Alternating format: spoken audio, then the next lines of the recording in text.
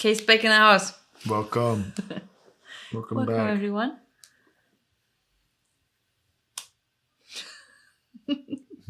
It's me, right? That's correct. Welcome to the Love Change podcast. I'm back on track with all of you, with Amor.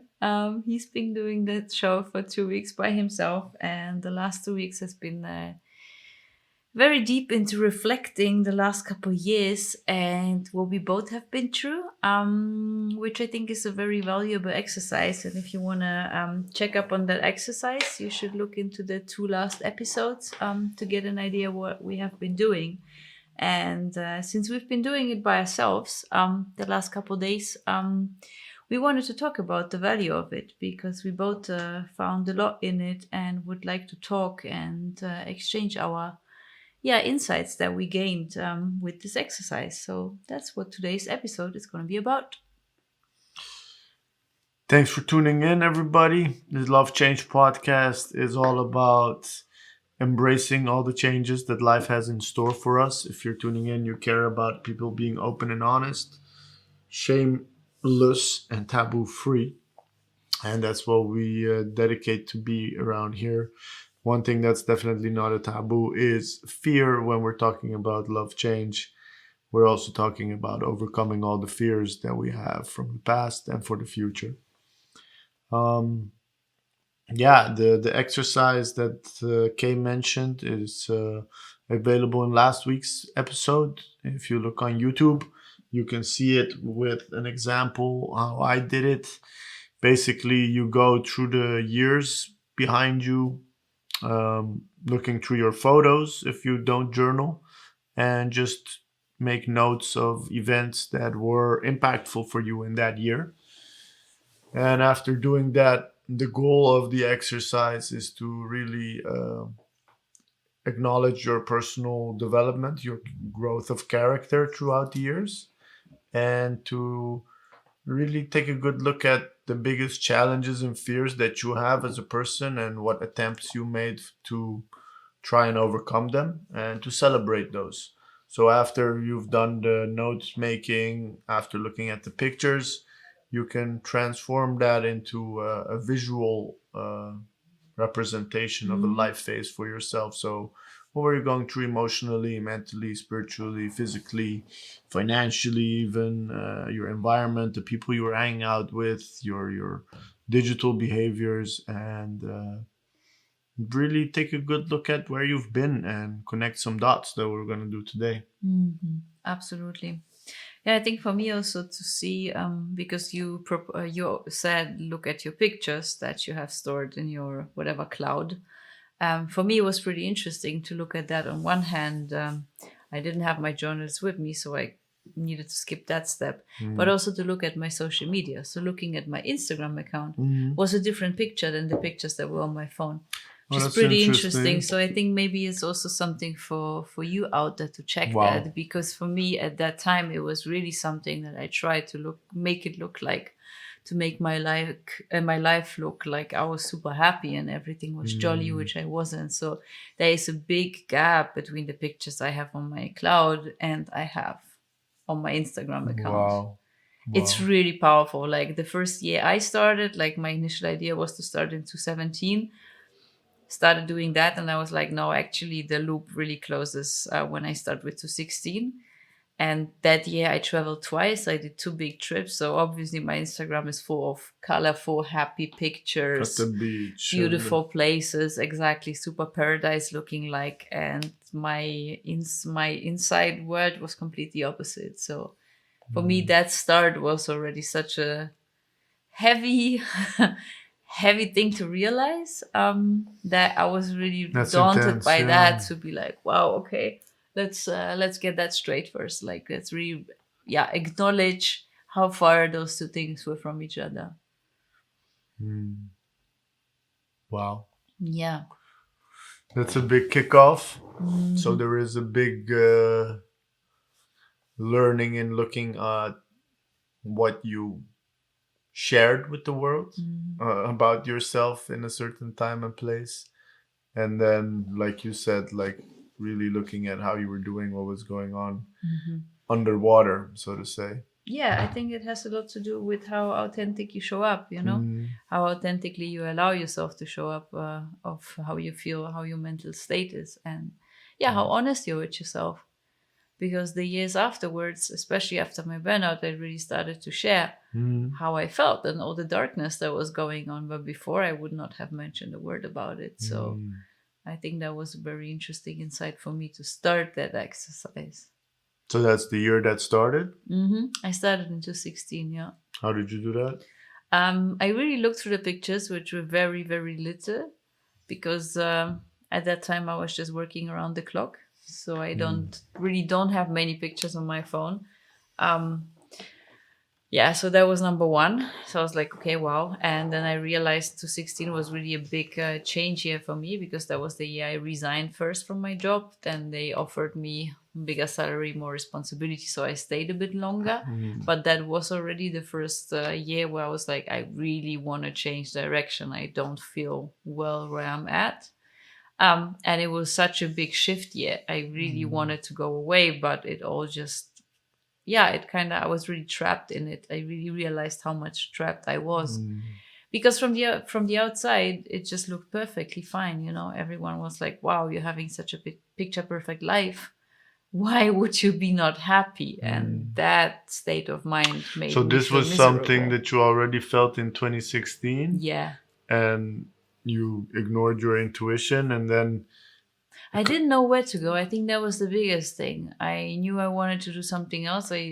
Talked about the quote today. If you don't know where you want to go, there is no exit. mm, I think that's really a very proper representation of how I felt. I wanted to change, but I really didn't know where, what, how, which mm, direction. I met my coach back then, also talking with him about a certain coaching direction to go, mm, to like become a coach in a certain direction, but I just really didn't know which way. I also felt too, I didn't feel mature enough in the sense of life experience to do something like that back mm, then, where I really didn't feel ready for that. But I knew something is, yeah, something needs to change. And then getting the job offered here in Amsterdam mm. felt like, okay, actually, maybe you're not on such a bad way, because that job offer is really absolutely amazing. So I kind of made it fit into, it's not too bad, you know? Yeah, that's what you mentioned about leaving the place and then getting lured back with more money. Yeah, And then classic. this was another version of that. Yeah. Yeah, but you get those While you things in didn't, life until yeah, I you think it's understand. normal, but I Yeah. think after the second job in Amsterdam, then you also still didn't know where you wanted to go. No. But this time, what was clear was that you didn't want to Hmm. continue on this path. Absolutely. Yeah, I think really 2016 was such an extreme year. Like Mm, really the other directions I went were just all extreme.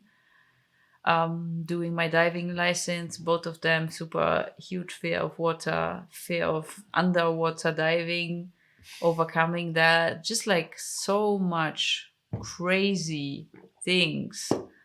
Really, like when I look back at it, I'm like, wow, you didn't have a direction, but you definitely did all the extremes. mm. So that's what it was about. That's very common when we don't Yeah, know where we're agree. going. We just run in many different directions. That's how I always describe my phases in life. Was like, yeah, because I came from a place I didn't want to be. I really learned how to run, but I didn't know Mm, where I was running to. yeah, I just wanted away from where I was. away from where I was is something I noted down as well. Yeah. Yeah, Yeah, and then that doesn't really still give you a purpose or direction. So yeah. In first place, you just want to be as far away as possible from where you were. it's a good exploration Yeah, strategy. I don't think it's a bad thing. It's no. also in the process of trying different things that we discover what we don't want, Hmm. and then we try new things. I think the key word of it is trying. Yeah, Keep trying, keep trying, keep trying. Like yeah. some people I talk to are like, oh, I don't know what my passion is. I don't know what my talent is. Mhm. It's not gonna come when you sit your ass down and wait for it. That's the whole No, you gotta point. try I something. think also for me, the last years I tried so many things, and only through that I discovered what I really want to do. Mm, If I will be just sitting and hoping for it to come to me, I don't think that would happen. So I think also to mm, do those things and not judge yourself for whatever you tried, it's also a good thing, because then it brings you closer. So running away brings you also closer to where mm, you want to be, mm. because you definitely get far away from where you don't As want to long be. as long as you take the time to stand still and Hmm. evaluate, I think Yeah, running away is a great thing. yeah. If you do not do that, but you hurt yourself in running away, and from that pain you also run away, and then it like Mm, escalates into a spiral out of control, yeah. then it's a bad how do you say it now? It's a destructive Mm, behavior pattern to run away forever.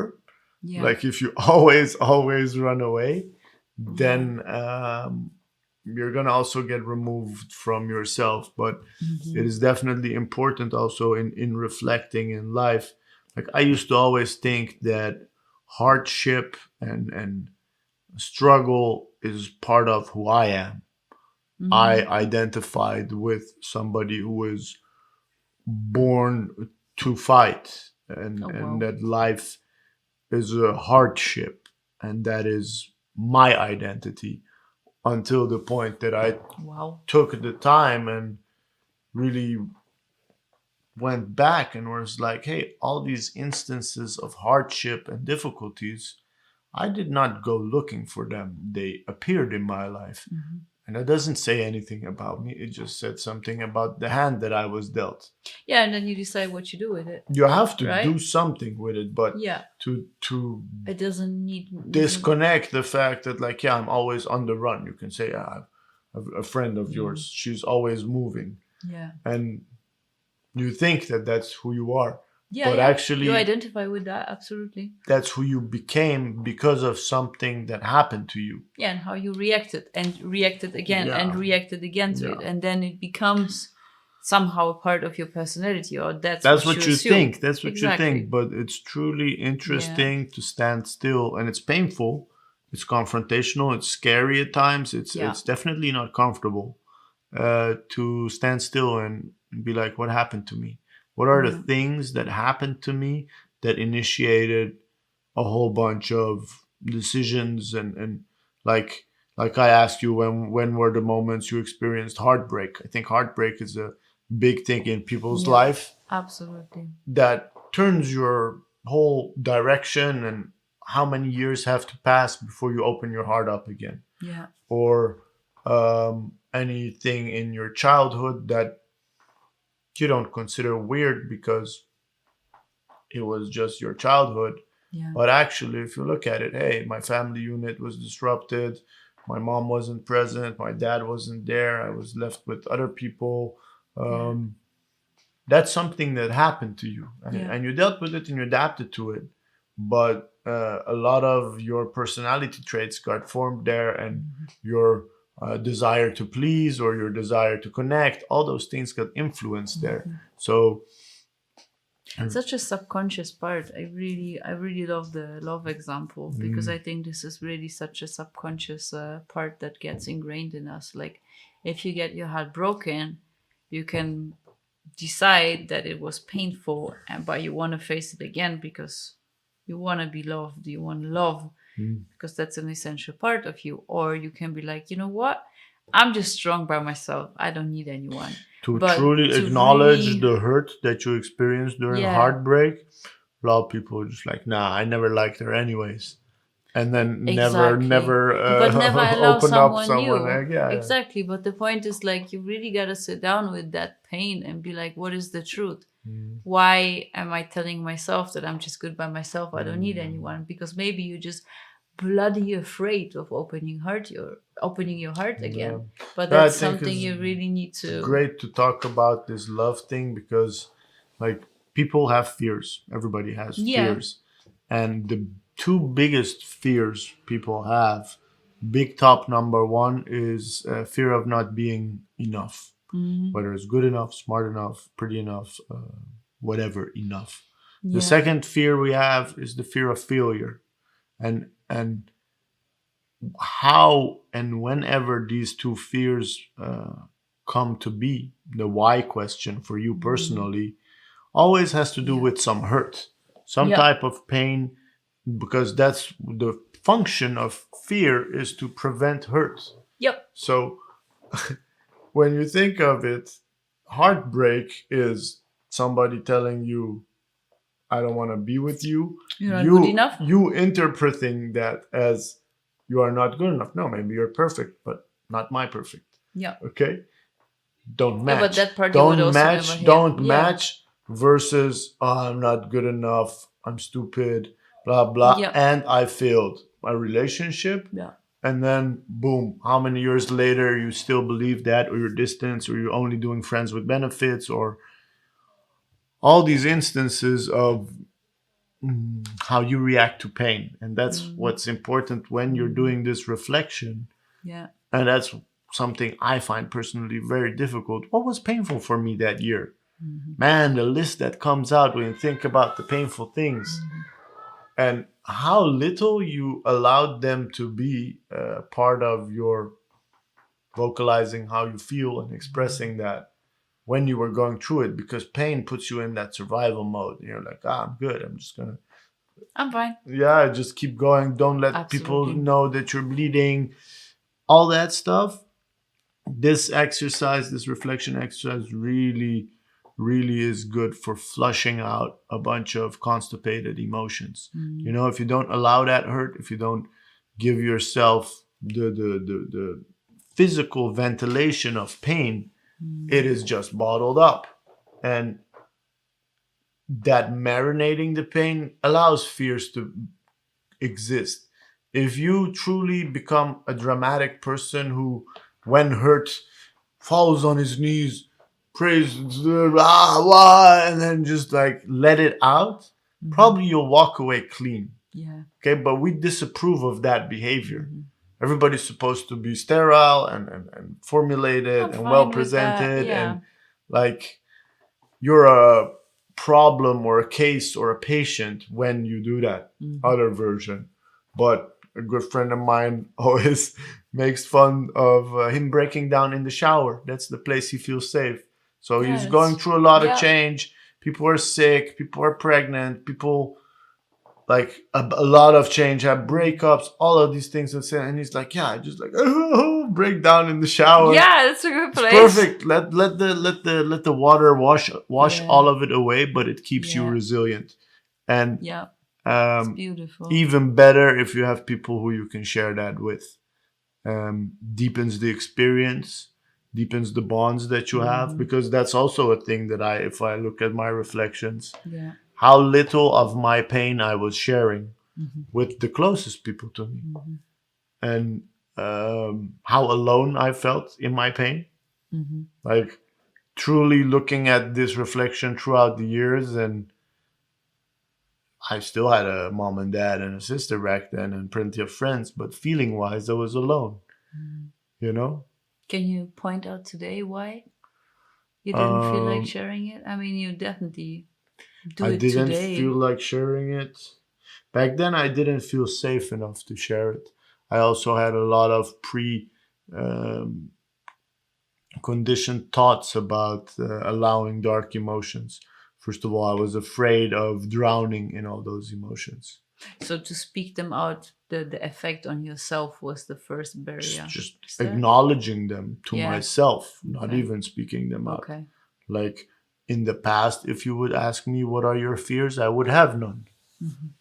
I would not know of myself what I am afraid of, Mm-hmm. because it was also bottled Wow. up.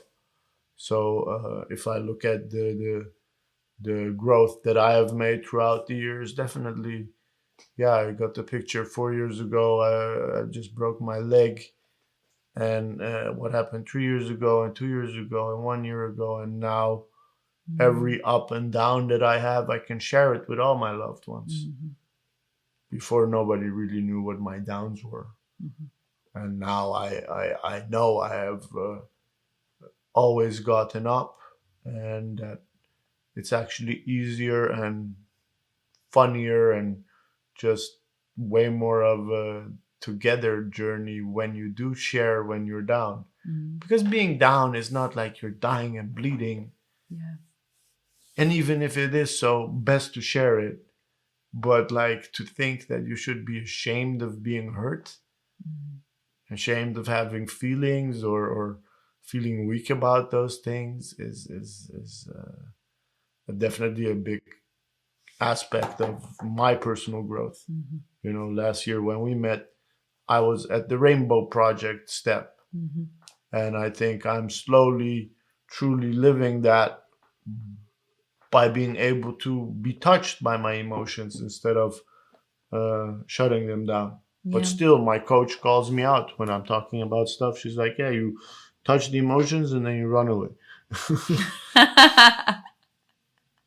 Well, I think Yeah, she just met you recently. She haven't met you last year, so yeah, I but that's would good. She can lift me to another level. She absolutely. she she But she doesn't settle for from my less. perspective, I would definitely say that you're much further. I am much further, but I But aspire there's a to lot of go. space. Yeah, I aspire to go Yeah. miles still, and I think for me also to see how my,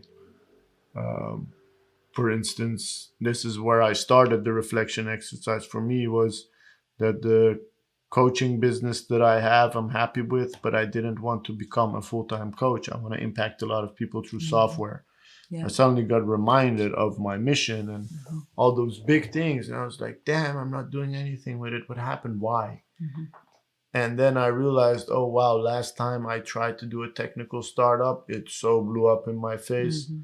First, I had a breakup. I had to go get a wheelchair again, got accepted to incubator. Technical partner left me the The whole emotional the what's package it around called, that. the patent failed, a Hmm. bunch of money blew up, nothing came of the company, and I just rolled into the deepest depression in my life. Hmm. Of course, it's going to be difficult to start a technical company Technical again startup again. Yeah. if that was the last experience that you didn't even acknowledge that that was such a waterfall of tragedies Yeah. piled on top of each other. Yeah. Um, Yeah, and also the technical startup was one thing, but what happened all around created this emotional baggage that is just huge. So you don't think just of the failure of the nah, technical that whole startup, is this whole episode as a package is like back in that. terror dome, truly Yeah, terror yeah, dome. absolutely agree. Yeah. Yeah, like these kind of reflections deserve time, and I think the true value of them is that if there are instances that happen that made you hurt you and you let that hurt marinate and it's stopping you today, Hmm. then you can flush that out and start facing your fears again. Hmm. You know, of course, Yeah. doing a business with a high what's it called, guarantee, no, the odds of failure, Yeah. startups, technical startups, 99% fails. Mm. It's just part of the business Yeah. that you fail. Yeah. But if you have that fear of failure playing up with you because you got hurt that time that you Yeah. failed, you Yeah. didn't share it, you weren't surrounded by people who can be like, hey, this is okay, it's part of the game, try again, try another thing, Hmm. you know? And I think like this other fear of not being enough, that one like really folds it together, that prevents you Hmm. from doing the things Hmm. that you were meant to do. Yeah, it's a very impactful combination as such, not in a good Mm. way. That's the whole point. You're gonna question everything. What was your biggest discovery in doing this exercise? I think to really um, face in what a miserable state of mind I was throughout the years. I think that was the biggest slap in my face. That you realized how miserable you were Yeah, all this time. like really mentally, emotionally, and how much I was still putting a happy face on and just acting as if everything would be fine. It really, like, I think, I really believe it's a good quality to be stubborn. I was pushing through because I also was raised with, like, you don't give up easily. And I also would feel shitty because I was like, I'm making so much money, I'm having such an amazing, picture perfect career. Cannot just walk away from that without having anything. So I just, yeah, I But were was those the biting my only teeth reasons and for your misery? um, yeah. Your work was making you miserable? My last work in Germany was making me extremely miserable. Yeah, but especially in combination of like, I really was missing the why in that, like my personal why and sense of existence just was not covered by that, especially not by that job. Like the last one here in Amsterdam, definitely building the team and building something was what made me feel alive again in that sense, because I really could see the team becoming something outstanding and the people outgrowing their own Capabilities. capabilities. Thank you. So I think that was different, but before it was just such a misery, and I was really running away in all the directions, but not knowing where.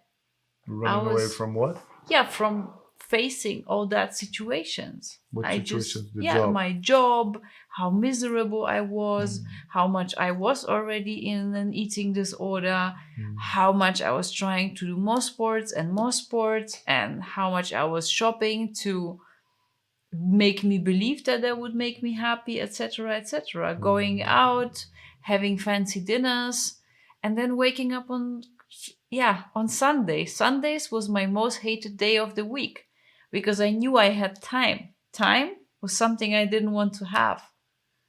So I would wake up and I would have the day to myself. So what would I do latest in the early afternoon? I would start working because I was like, I gotta work ahead for the week. But actually, no, that was just bullshit. I just didn't want to look in the mirror and sit with all those emotions. So I think So that the was, thing that you didn't like was also the thing you did, like the yeah, running away from the job in the job. yeah, absolutely. Super Yeah, loop, yeah, stuck in the loop. exactly. It's just dead end But how in that sense. in that sense, what I hear you saying is like what you discovered is how little of your feelings you were letting shine through, Yeah. and how much of that are you doing today if you compare?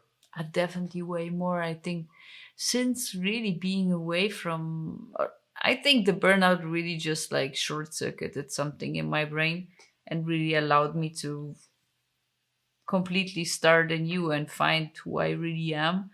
And I think, like, yeah, the whole journey and the whole development of the last years on paper, on sketch, made me see that I really way less judge of can I be this, can I do that, can I say that. I'm really way more being the person I am and I'm enjoying that. And if someone doesn't like it because I'm too much or whatever to something, that's all right. Never wanted to be everyone's darling, that's okay. But I'm really starting to be more myself, That's a and big change.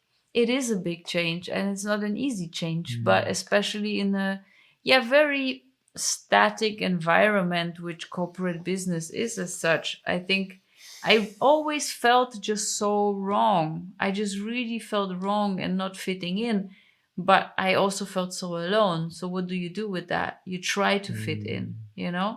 And that was such a, yeah, such a force that was really tearing me apart. I think that was the biggest. But at the same time, for me, also looking at all those many years, which is 5 years in total, made me realize how far I have changed also. So I found that so much value in that exercise. Like Yeah, if it gives you, you motivation, and also just like sometimes you feel like things are not moving fast enough in the exactly in moment. that moment, you feel you're super stuck. But when you zoom out and look at a year, you actually see a lot of development. Yeah. No. What was your biggest outtake from Mm, that exercise?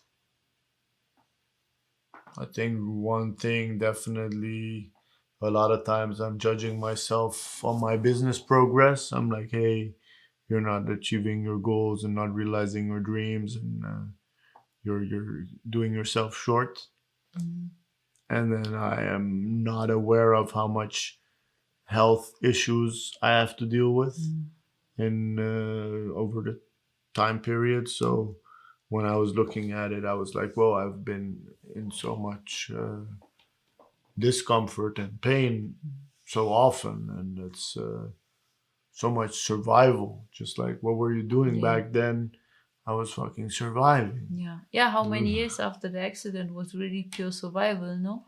Even like I think after the accident, I went full blown work mode, and I made great progress then. Yeah.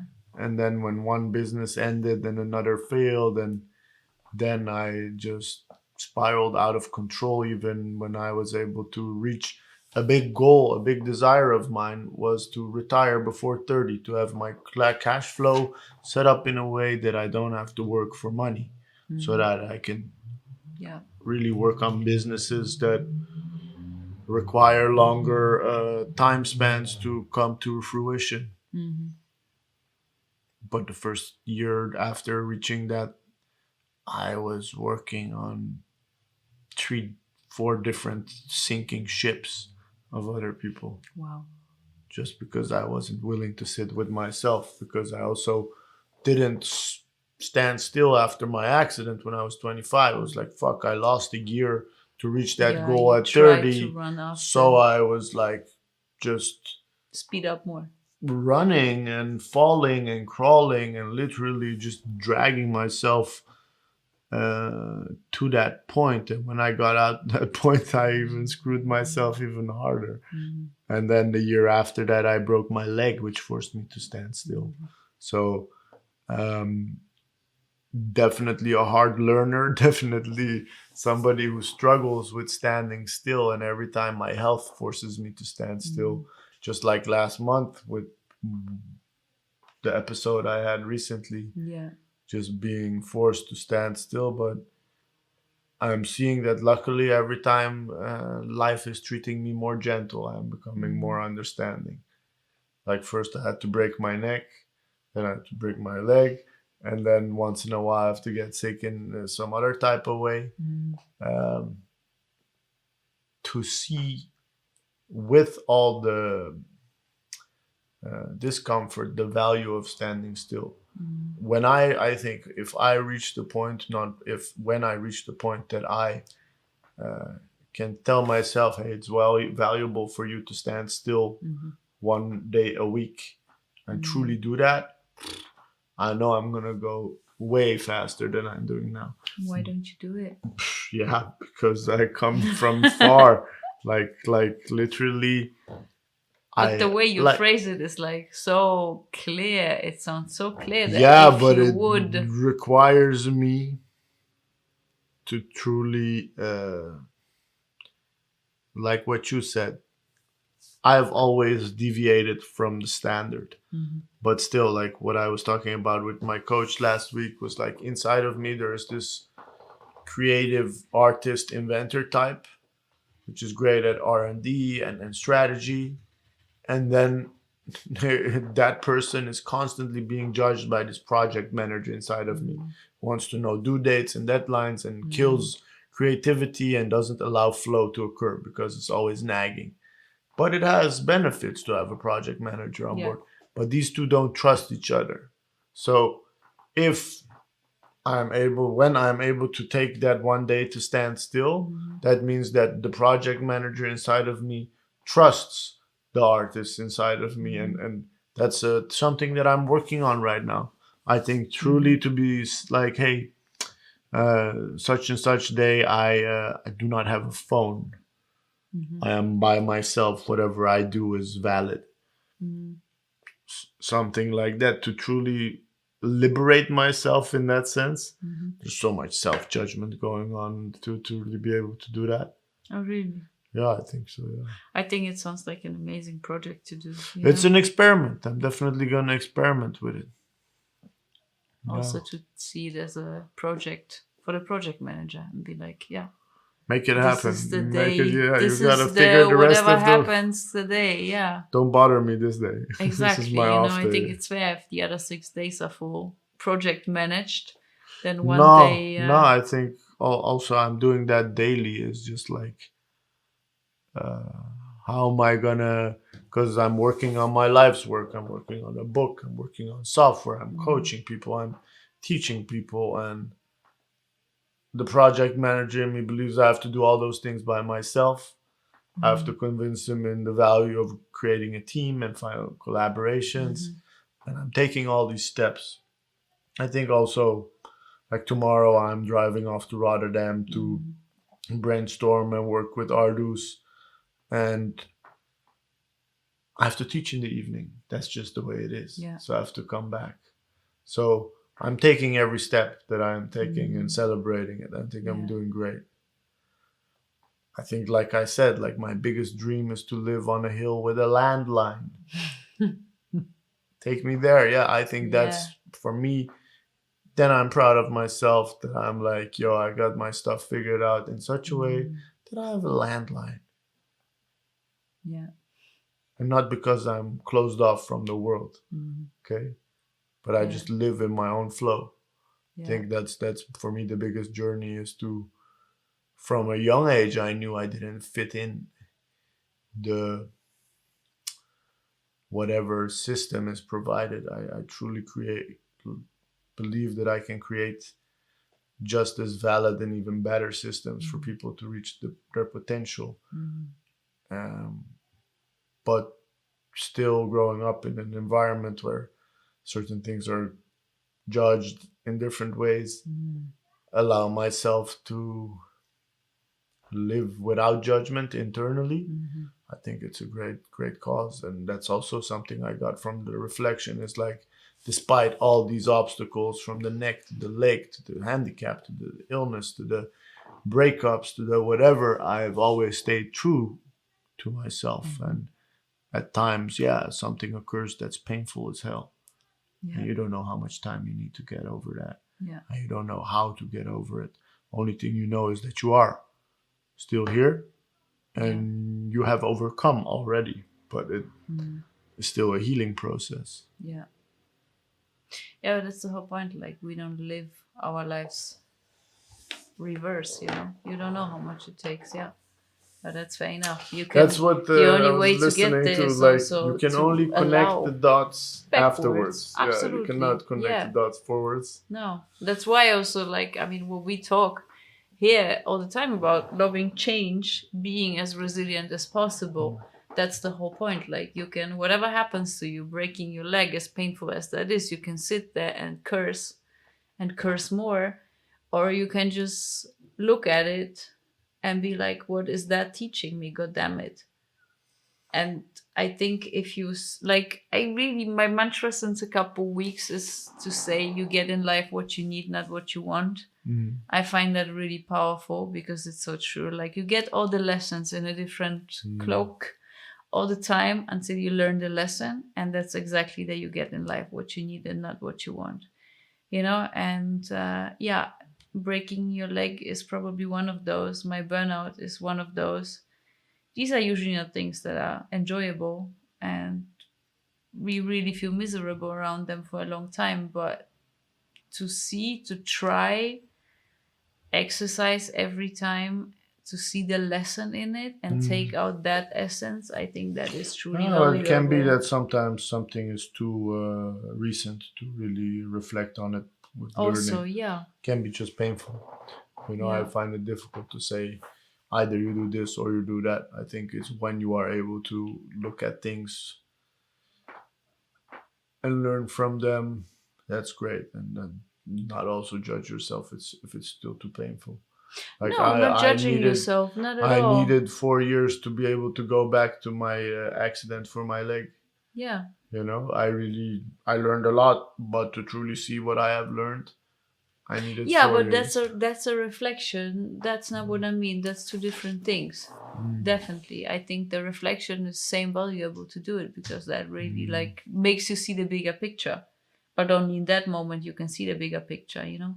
But when Mm. you're in it, to at least I don't know, I would say in some sense, yeah, I mean, a loving change is what we talk about. Mm. Be like, yo, that's not great.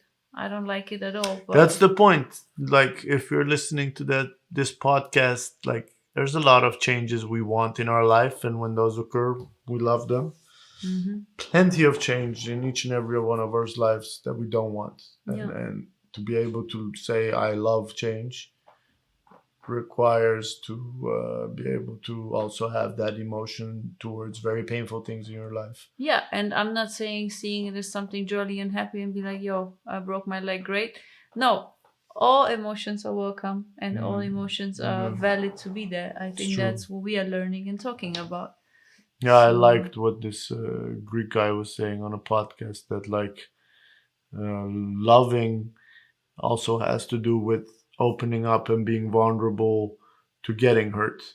So when we're talking about love change is also allowing all the hurt that mhm, is involved with a lot of change, like name it, whatever it is that occurs in a human's life, from losing loved ones, losing parents. mhm, Those are the things that are set in stone that will happen, but also losing friends because of suicide, losing friendships because people grow apart. mhm.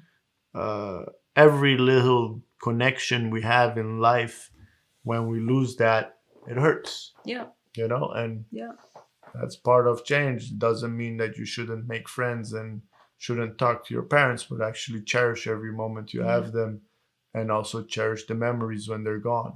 yeah. Yeah, I mean, doing that exercise is also something that hurts. I think that's Yeah, it fair was a to very say painful for exercise. both of us, I guess, to Not for the really. faint-hearted. Yeah, but it makes you process. It makes you really look at a bigger picture and it makes you do something with it that makes you understand what happened. And I found that super valuable. And it makes you see a process, where you're coming from Mm. and where you're at. Yeah, And stuff that that's really helps. stuff that's not described or prescribed, because each and every one of us lives such a unique life. Only Yeah, you can see the big red thread in your life. Nobody's absolutely. going to explain that for you. And you are Yeah, the only person who decides where your life goes. And it's good to know where you have been, yeah, to know where you're headed. absolutely. Amen to that, Amor. Thank you for joining back in the podcast again, Kay. Thanks so much. Thank you for listening, liking, subscribing, rating it, and Sharing with your loved ones. sharing That's this what with we your really loved care ones. about. Yeah. Check out the reflection exercise on YouTube. Today is the 22nd, Yep. so it is the episode of the 15th of June, Correct. and it's called Transformative Reflection. See you next week. Love change Love out. change out. Bye bye. Bye bye.